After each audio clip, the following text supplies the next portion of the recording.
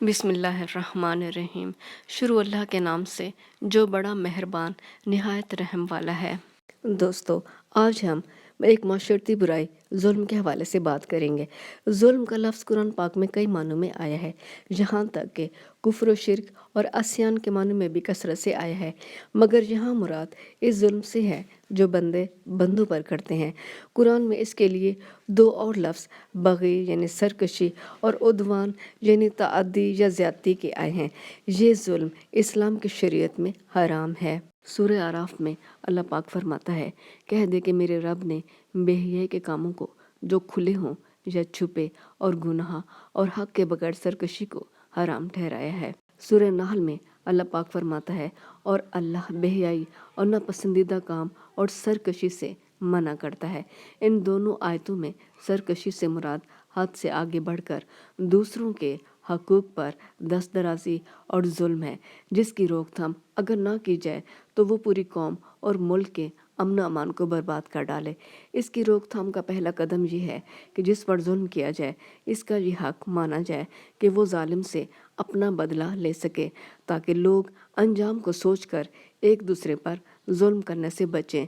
گو کسی کو تکلیف پہنچانا اچھا نہیں، مگر ظالم کو اس کے ظلم کے بقدر تکلیف پہنچانے کی اجازت اس لیے دی گئی تاکہ یہ برائی آگے نہ بڑھنے پائے۔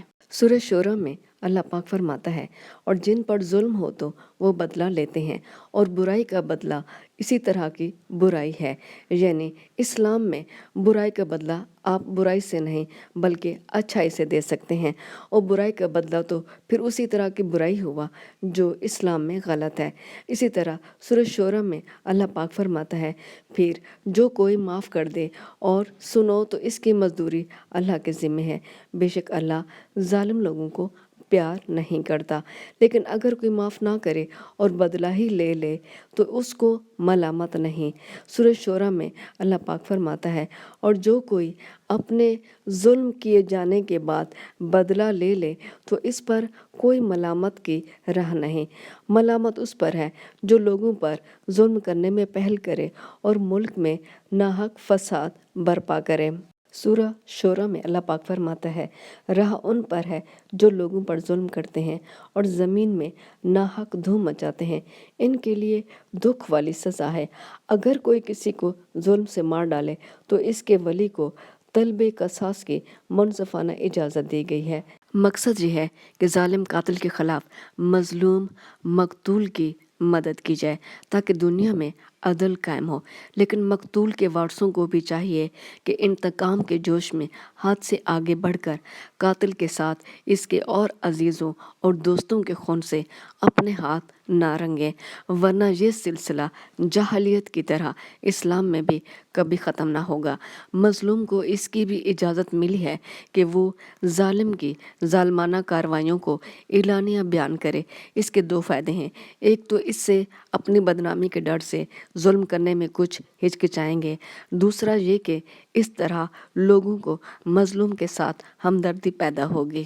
اللہ پاک سورہ نساء میں فرماتا ہے، اور اللہ کو برے کاموں میں مدد کے لیے پکارنا پسند نہیں آتا مگر جس پر ظلم ہوا ہو، اور اللہ سنتا جانتا ہے۔ اگر ظالم اپنی حرکت سے باز نہ آئے تو مسلمانوں کو اجازت ملی ہے کہ سب مل کر اس سے لڑیں اور اس کو اللہ کے قانون کے آگے جھکا دیں۔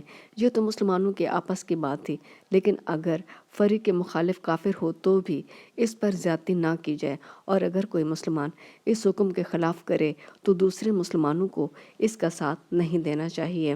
سورہ مائدہ میں اللہ پاک فرماتا ہے، اور کسی قوم کی دشمنی اس لیے کہ وہ تم کو مسجد حرام سے روکتی تھی، اس جرم پر تم کو آمادہ نہ کرے کہ تم زیادتی کر بیٹھو، اور نیکی اور تقوی کے کاموں پر ایک دوسرے کی مدد کرو، اور گناہ اور زیادتی پر ایک دوسرے کی مدد نہ کیا کرو، اور اللہ سے ڈرتے رہو، بے شک وہ سخت سزا والا ہے۔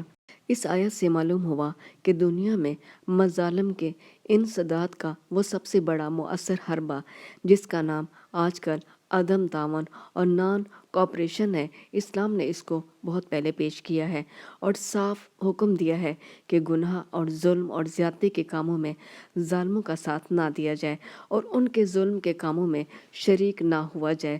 البتہ اس عدم شرکت کی صورتیں زمانے کے ساتھ بدلتی رہتی ہیں۔ حدیث مبارکہ میں ہے، آپ صلی اللہ علیہ وآلہ وسلم نے مسلمانوں کو فرمایا کہ تم اپنے بھائی کی مدد کرو، خواہ وہ ظالم ہو یا مظلوم۔ صحابہ نے عرض کی، یا رسول اللہ صلی اللہ علیہ وآلہ وسلم، اگر وہ مظلوم ہو اس کی مدد کی جا سکتی ہے، مگر ظالم کی مدد کیسے کی جائے؟ فرمایا، اس کی مدد یہ ہے اس کو ظلم سے روکا جائے۔ اسلام کے اس طریقہ تعلیم کی جدت پر ایک نظر ڈالیے۔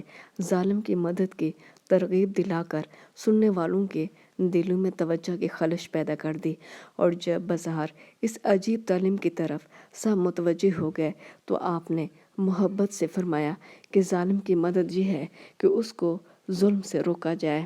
آپ صلی اللہ علیہ وآلہ وسلم نے ایک دفعہ یہ حدیث قدسی بڑے مؤثر انداز میں سنائی۔ فرمایا، اللہ تعالیٰ اپنے بندوں سے ارشاد فرماتا ہے کہ اے میرے بندو، میں نے اپنے لیے اور تمہارے لیے آپس میں ظلم کو حرام کیا ہے، تو تم ایک دوسرے پر ظلم نہ کیا کرو۔ ایک اور روایت میں ہے، آپ صلی اللہ علیہ وآلہ وسلم نے فرمایا، ظلم سے بچو، ظلم قیامت کے دن ظلمات بن جائے گا۔ ظلمات عربی میں اندھیرے کو کہتے ہیں۔ ظلم اور ظلمات کا مادہ عربی میں ایک ہی ہے۔ ہماری زبان میں اس لفظی رعایت کے ساتھ اس کا ترجمہ یوں ہو سکتا ہے کہ اندھیر نہ کیا کرو، کہ قیامت کے دن یہ اندھیرا ہو جائے گا۔ یہ ایک طرح کی مثالی سزا ہوگی۔ انسان اپنی غرض یا غصہ سے اندھا ہو کر دوسروں پر ظلم کر بیٹھتا ہے۔ یہ اندھا پن قیامت کے دن ہولناک دن میں اندھیرا بن کر نمودار ہوگا۔ حضرت عبداللہ بن عمر فرماتے ہیں کہ آپ صلی اللہ علیہ وآلہ وسلم نے فرمایا، مسلمان مسلمان کا بھائی ہے، چاہیے کہ وہ اس پر ظلم نہ کرے اور نہ ہی اس کو بے یار و مددگار چھوڑ دے۔ برا بن عازب کہتے ہیں کہ آپ صلی اللہ علیہ وآلہ وسلم نے ہم کو 7 باتوں کا حکم دیا اور 7 باتوں سے روکا۔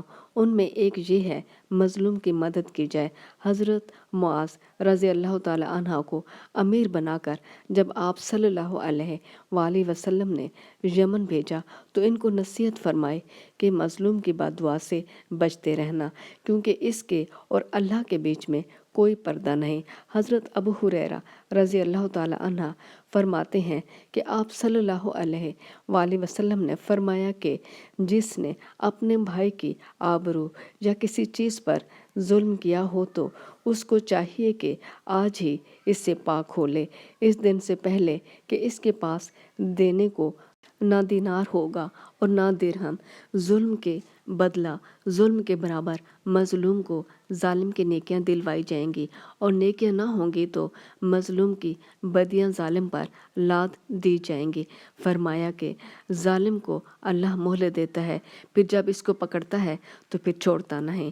فرمایا، اہل ایمان دوزخ سے پاک ہو چکیں گے تو جنت اور دوزخ کے درمیان ایک پل کے پاس روکے جائیں گے۔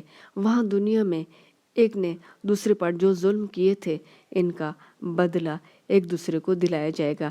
جب اس سے بھی پاک ہو جائیں گے تب ان کو بہشت میں جانے کی اجازت ملے گی۔